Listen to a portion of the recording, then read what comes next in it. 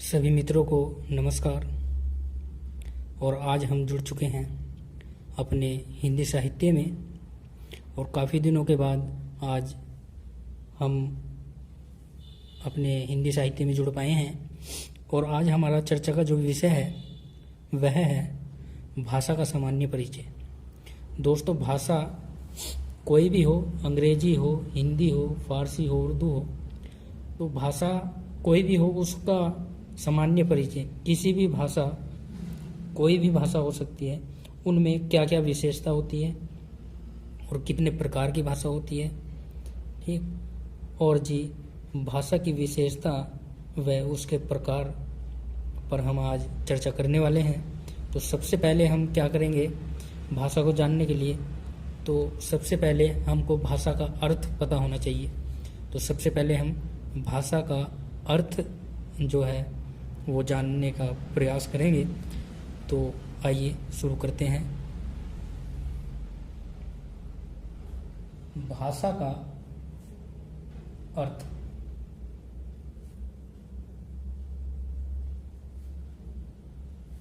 भाषा का अर्थ, भाषा भाष धातु से बना है।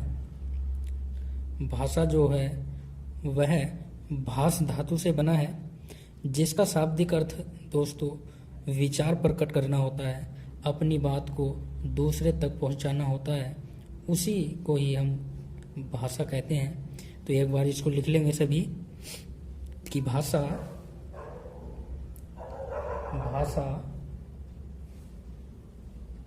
भाष धातु से बना है। भाषा भाष धातु से बना है, ठीक है।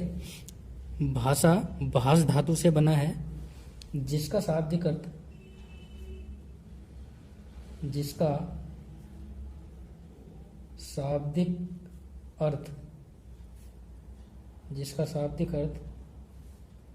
विचार प्रकट करना है। विचार प्रकट करना है। समझ में आई दोस्तों? भाषा भाष धातु से बना है, जिसका शाब्दिक अर्थ विचार प्रकट करना है। यानी व्यक्ति अपने मुख से जो ध्वनि निकालता है या जो विचार अपने दूसरों के सामने रखता है, वही क्या है? भाषा है दोस्तों। ठीक है, इतनी बात समझ में आई क्या? कि भाषा भाष धातु से बना है, जिसका शाब्दिक अर्थ है विचार प्रकट करना, यानी अपनी बात को दूसरे तक रखना। ठीक है, अब हम भाषा की परिभाषा के बारे में जानने की कोशिश करेंगे। चलिए, ये भाषा का अर्थ हो गया। अब हम नंबर 2 पर क्या करेंगे? भाषा की परिभाषा। भाषा की परिभाषा के बारे में जानेंगे। थोड़ा मार्कर में इंक थोड़ी कम है, चलिए कोई नहीं। तो भाषा की परिभाषा क्या होती है? कि एक या एक से अधिक व्यक्तियों का समूह, एक या एक से अधिक व्यक्तियों का समूह जिस माध्यम से अपने विचार प्रकट करता है, उसी माध्यम को क्या कहते हैं? उसी माध्यम को भाषा कहते हैं दोस्तों। समझ में आई? चलिए एक बार लिख लेते हैं इसको भी कि एक या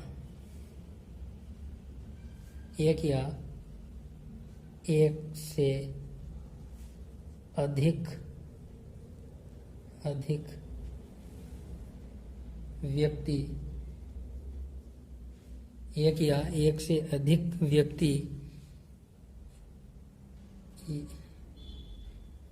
व्यक्तियों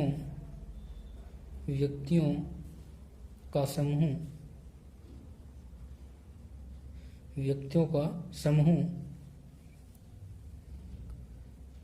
जिस माध्यम से माध्यम से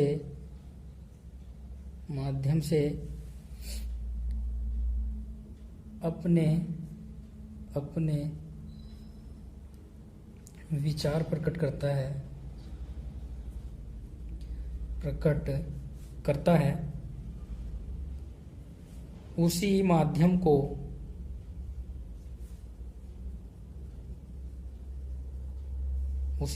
को क्या कहते हैं? उसी माध्यम को भाषा कहते हैं।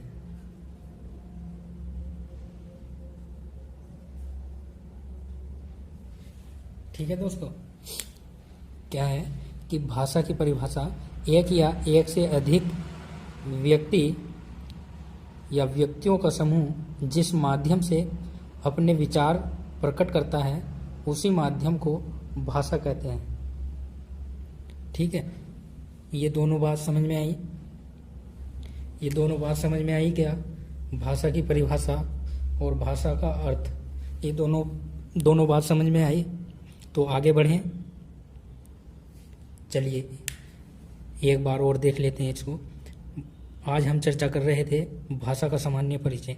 तो भाषा का सामान्य परिचय में सबसे पहली बात क्या है कि भाषा का अर्थ हमको पता होना चाहिए। तो भाषा का अर्थ हमको पता चल गया क्या कि भाषा भाष धातु से बना है, जिसका शाब्दिक अर्थ है विचार प्रकट करना, अपने विचारों को दूसरे तक पहुंचाना। ठीक है, और फिर हम भाषा की परिभाषा के बारे में हमने चर्चा की। तो भाषा की परिभाषा क्या है? एक या एक से अधिक व्यक्तियों का समूह जिस माध्यम से अपने विचार प्रकट करता है उसी माध्यम को क्या कहते हैं? उसी माध्यम को दोस्तों भाषा कहते हैं। ठीक है, ये दोनों बात समझ में आई। चलिए अब हम भाषा की विशेषता पर चर्चा करेंगे। तो सबसे पहली भाषा की जो विशेषता है, नंबर पहली, कि भाषा अर्जित संपत्ति है। भाषा क्या है? अर्जित संपत्ति है, यानी भाषा को सीखा जा सकता है। तो सबसे पहली विशेषता लिखेंगे कि भाषा अर्जित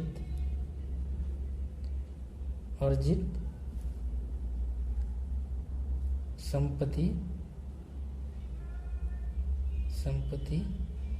है।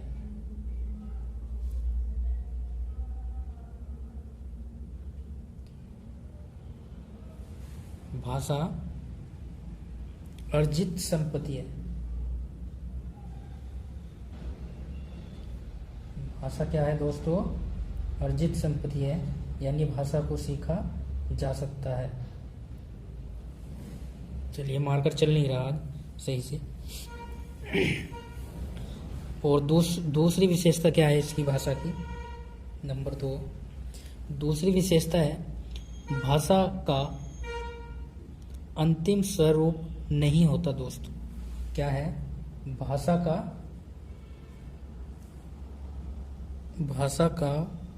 अंतिम स्वरूप नहीं होता। इसका मतलब क्या है दोस्तों? इसका मतलब है कि भाषा का अंतिम स्वरूप नहीं होता, यानी भाषा जो है उसका अंतिम स्वरूप नहीं हो सकता, क्योंकि भाषा परिवर्तनशील है। भाषा जो है परिवर्तनशील है और भाषा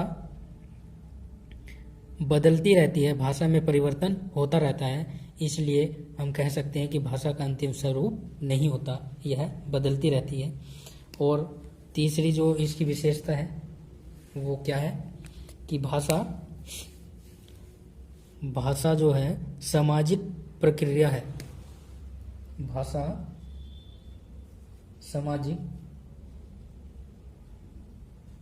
सामाजिक प्रक्रिया है। भाषा क्या है? सामाजिक प्रक्रिया है।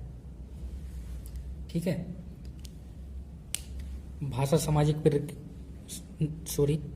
सामाजिक प्रक्रिया है। ये क्यों है?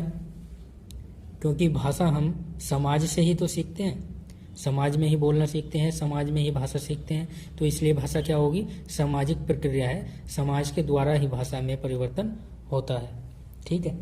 और नंबर 4 है, 4 क्या है कि भाषा परिवर्तनशील है। जैसा कि पहले बताया है,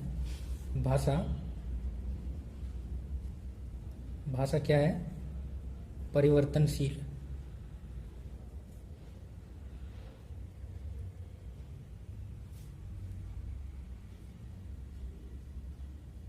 भाषा परिवर्तनशील है। ठीक है। भाषा क्या है दोस्तों, परिवर्तनशील है। जैसा कि अभी बताया था मैंने कि भाषा का जो स्वरूप है वो अंतिम स्वरूप नहीं होता भाषा, क्योंकि भाषा बदलती रहती है, तो इसलिए यह भी इसकी एक विशेषता है कि भाषा परिवर्तनशील है, यानी भाषा बदलती रहती है। फिर 5वीं जो इसकी विशेषता है दोस्तों, 5वीं, वह क्या है कि भाषा का मानक स्वरूप होता है। भाषा का मानक स्वरूप होता है। जैसे कि लिपि, लिपि समझते हो, लिपि। जैसे हिंदी भाषा की जो लिपि है वह देवनागरी लिपि है हिंदी भाषा की। ऐसे ही अनेक भाषाओं की अनेक लिपि होती है, इसलिए भाषा का मानक स्वरूप होता है जैसे लिपि। यानी भाषा एक व्याकरण, हर भाषा का एक व्याकरण होता है, और व्याकरण को ही क्या कहते हैं, लिपि कहते हैं दोस्तों। चलिए, जो छठी विशेषता है इसकी वो क्या है कि भाषा का स्वरूप कठिन से सरल की ओर होता है। भाषा का स्वरूप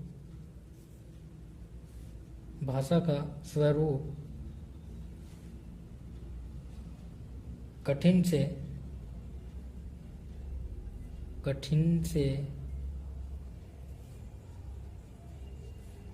सरल की ओर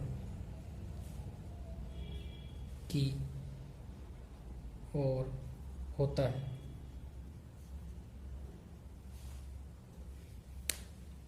ठीक है।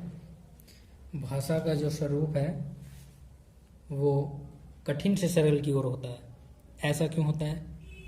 देखिए, जब हमें किसी भाषा के बारे में पता नहीं होगा और हम उस भाषा को सीखेंगे तो वो भाषा हमको भारी लगेगी ना, ठीक, कठिन लगेगी वो, क्योंकि शुरू में कोई भी काम करोगे आप तो कठिन ही तो लगेगा। जब उसको करते रहोगे तो क्या होगा, वो सरल हो जाएगी। इसलिए शुरू में जो भाषा सीखते हैं तो वह कठिन होती है और फिर कठिन से सरल की ओर होती है। जब शुरू में कठिन लगेगी जब सीखेंगे, और जब हम सीख लेंगे तो भाषा क्या लगेगी, सरल हो जाएगी हमारे लिए, क्योंकि भाषा हम सीख चुके होंगे, इसलिए हमको भाषा सरल लगेगी। तो इसलिए ये जो छठी विशेषता है कि भाषा का स्वरूप कठिन से सरल की ओर होता है, यह इसकी विशेषता है दोस्तों भाषा की। और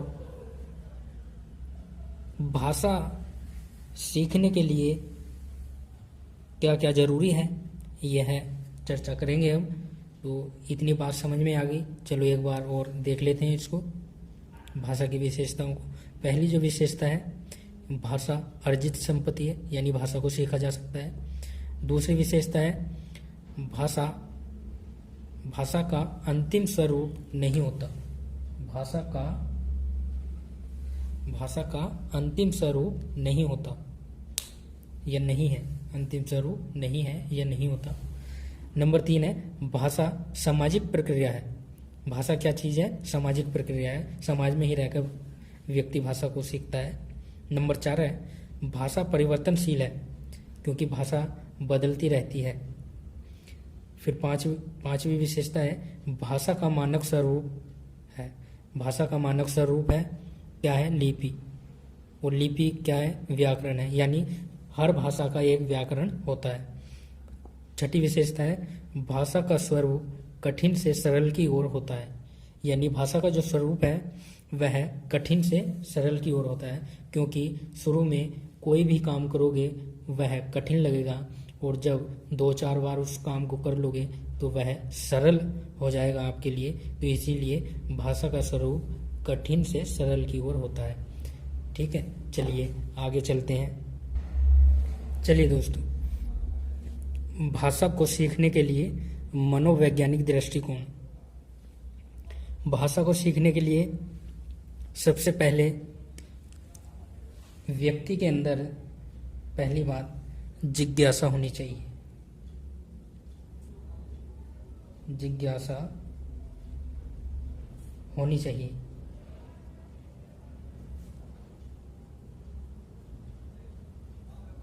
ठीक है, सबसे पहली बात जिज्ञासा होनी चाहिए भाषा को सीखने के लिए। जिज्ञासा क्या है? किसी भी विषय में जानने की लालसा होना, जिज्ञासा होना। ठीक, तो इसलिए भाषा को सीखने के लिए जिज्ञासा का होना जरूरी है। और दूसरा जो है वह है अनुकरण। अनुकरण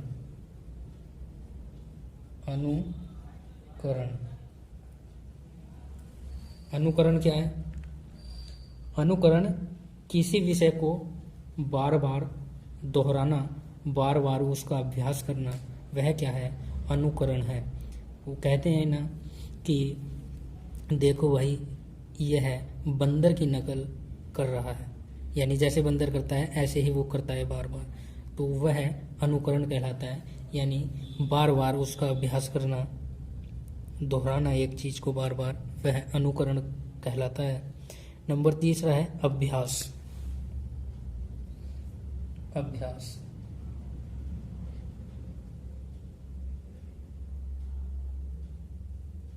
तीसरा क्या है? अभ्यास। अभ्यास क्या होता है ये तो आपको सबको पता ही होगा। किसी विषय को जानने के लिए बार बार प्रयास करना, बार बार एक चीज को रटते रहना, वह अभ्यास होता है। तो ये 3 चीज होना जरूरी है दोस्तों व्यक्ति के अंदर, अगर उसको भाषा सीखनी है। ठीक, सबसे पहले जिज्ञासा होनी चाहिए, फिर अनुकरण यानी किसी भी विषय को बार बार दोहराना, और अभ्यास किसी भी विषय को जानने के लिए बार बार अभ्यास करना, बार बार प्रयास करना, वह अभ्यास कहलाता है दोस्तों। ठीक है, अब भाषा का विकास क्रम हम जानने की कोशिश करेंगे कि भाषा का विकास क्रम है, भाषा किस तरह विकास की ओर जाती है। तो भाषा का विकास, भाषा का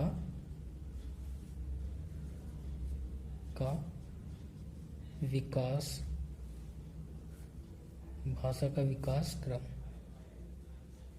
ठीक है, भाषा का विकास क्रम। भाषा का विकास क्रम 4 चरणों में चलता है। कौन कौन से 4 चरण है वे बताएगा कोई कमेंट करके? चलो, आपको पता है, आप होशियार हो पढ़ने में, सबको आशा यही है कि सबको पता होगा। चलिए, तो पहला जो है वह क्या है? सुनना। सुनना, सुनना। ठीक है, सबसे पहले अगर कोई व्यक्ति बोल रहा है तो उस चीज को सुनना चाहिए। नंबर दूसरा बोलना, बोलना। ठीक, जब हम सुनेंगे तभी तो बोलेंगे। चलिए दोस्तों, भाषा का विकास क्रम के बारे में हम चर्चा कर रहे थे। तो भाषा का विकास क्रम, जो पहला क्रम है वह है सुनना, सुनकर बोलना, बोलकर पढ़ना और पढ़कर लिखना। यह भाषा के चारों विकास क्रम हैं। सुनकर बोलना, बोलकर पढ़ना, पढ़कर लिखना, ये चारों भाषा के विकास क्रम हैं और परीक्षा में पूछे जा चुके हैं कि भाषा के विकास क्रम बताइए। तो यह आपको याद रखना है। पहला सुनना, दूसरा बोलना, तीसरा पढ़ना और नंबर 4 है लिखना। किंतु परीक्षा में यह भी पूछा जाता है कि मैडम मारिया मॉन्टेसरी के अनुसार भाषा का विकास क्रम बताइए। तो इसमें आपको क्या करना है, इसमें जो ये तीसरा और नंबर 4 का है, इनको इन्होंने लिखने की जगह इन्होंने पढ़ना किया है और पढ़ने की जगह इन्होंने लिखना किया है, और ऊपर के दोनों सेम हैं। यह आपको ध्यान रखना है कि मैडम मारिया मॉन्टेसरी ने भाषा का विकास क्रम जो है वो क्या माना है, सुनना, बोलना और लिखना, पढ़ना। ऊपर क्या है, सुनना, बोलना, पढ़ना, लिखना, और नीचे लिखना, पढ़ना। ये आपको ध्यान रखना है, ठीक है। तो आज हम यहीं पे अपने अध्याय को विराम देते हैं और आपसे आशा करते हैं कि आप हमारी वीडियो को लाइक करोगे, शेयर करोगे और चैनल को सब्सक्राइब करोगे। दोस्तों, इसमें जो बाहरी आवाज़ आने के कारण आपको असुविधा हुई है उसके लिए मैं क्षमा चाहता हूँ और आपसे अनुरोध करता हूँ कि आप हमारे हिंदी साहित्य से जुड़े रहें। आज के लिए इतना ही। धन्यवाद दोस्तों, नमस्कार। फिर मिलेंगे अगले अध्याय में।